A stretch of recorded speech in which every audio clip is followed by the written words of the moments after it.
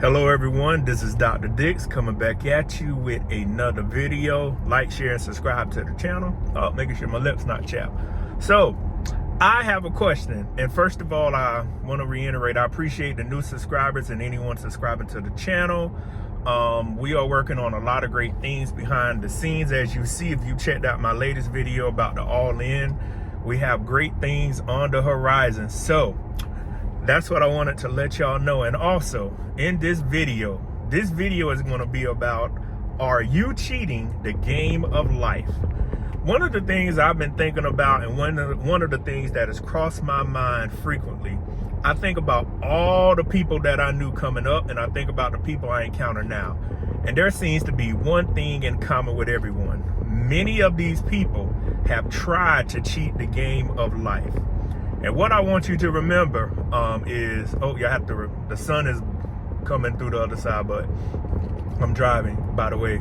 So one of the things what I want y'all to think about is, do you know of anyone that has tried to cheat the game of life and now they are very disgruntled? One of the things I learned, and one of the things I'm so blessed that my parents have taught me, my parents, deceased, they're no longer here.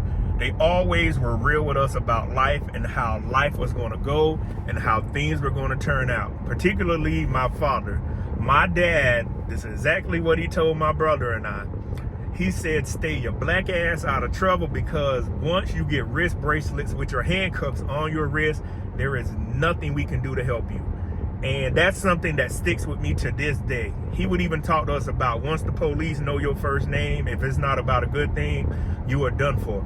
So what I've noticed is, and what I encountered growing up, many of the people that I knew, my brother and my dad had auto paint and body shop, so we encountered all kinds of people.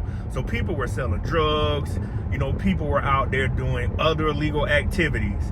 And one of the main things I noticed, they were trying to cheat the game while my brother and I were down there. Sometimes we would mess cars up, and we had a friend that would loan us money. But one of the biggest things I remember is, we did not try to cheat the game. We were trying to do things the right way. And it always seemed we encountered hurdles. Things would not work out right.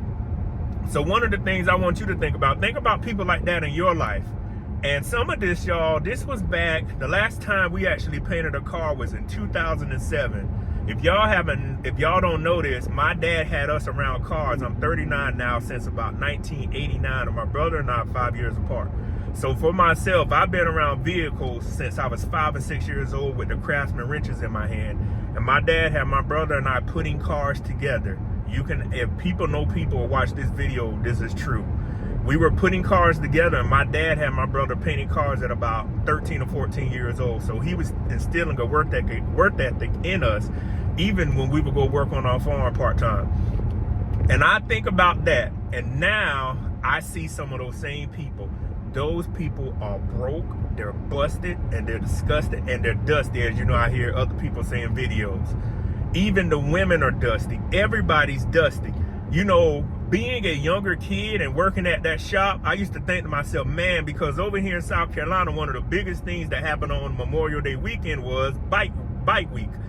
And if anyone knows about that or has came from other states, Bike Week over in North Myrtle Beach, because I live on the other side of South Carolina, you would drive about 3 hours, you would go on I-20 east, and you would go through Columbia, you'll go to Florence, you'll go through Conway, or you'll take 26 from Orangeburg and go up and catch the North Myrtle Beach, my bad. You'll get into North Myrtle Beach, and when there are videos on the internet about Bike Week. Bike Week was the biggest thing ever, until some of the people I've known that went over there said that the cops were cracking out. I personally have never been, and the times I have wanted to go, A, I was in college, B, I had other stuff come up, so it's a blessing probably why I never went. But from what my two homeboys were going to show me the pictures of, this was before you had the smartphones. They would have to take photos with a 35 millimeter camera and then take them to Walgreens or CVS or Rite Aid and get them developed.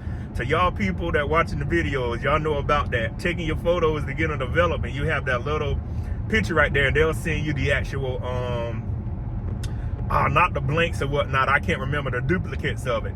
But you would get those photos developed. So people were going to Bike Week. They were having fun. And I'm like, man, I'm over here working all the time. I can't do nothing. And I look back, this is 15 to 20 years down the line. I'm like, I thought I was actually missing out on something in life. I am not missing out on anything. I'm actually further along and more prepared for life. So many of those people were having fun. They were trying to cheat the game. And now they don't have a skill set, but I have a skill set. So now I have the upper hand in life. The purpose of this video is to show you things may look bleak at the moment, but as the time turns around and as things progress forward, you will have the upper hand if you prepare and do what you're supposed to do. I can tell you from personal experience. I even thought about the same thing in high school. Y'all know the story. Graduated the last of my class from high school at the bottom. And that was 21 years ago. As I tell folks, high school does not matter in the real world. We are in the real world while nobody cares about what clubs you were a member of or how good you were at sports. It's about right now. And that is the biggest thing I want to tell people that are listening to this video. Remember, it does not matter where you start from, it's where you end up at. And I'm a living testament of that. I'm hoping I'm inspiring somebody to think about where they're at now. You can do anything. You're talking to someone right here, right now on the video that barely graduated high school. And y'all know the story. Y'all see the videos. Y'all see all the stuff I do. From barely graduating high school to being a computer science degree graduate, to earning a graduate degree, to earning a doctorate degree, to writing on artificial intelligence and automation 3 years ago, to being on numerous news stations, to being on radio stations. If you haven't seen it, I've been on the radio stations with Young Jock, other news stations. You can check out my Instagram at KingofAutomation_AI. You can look at all the speeches I've given. I'm invited to talk about things. Even next week, I have to go give a speech to somebody that reached out to me. So anything is possible. I just want you to know that. So again, this is Dr. Dix, and as you know, I will see you on the next video. Peace.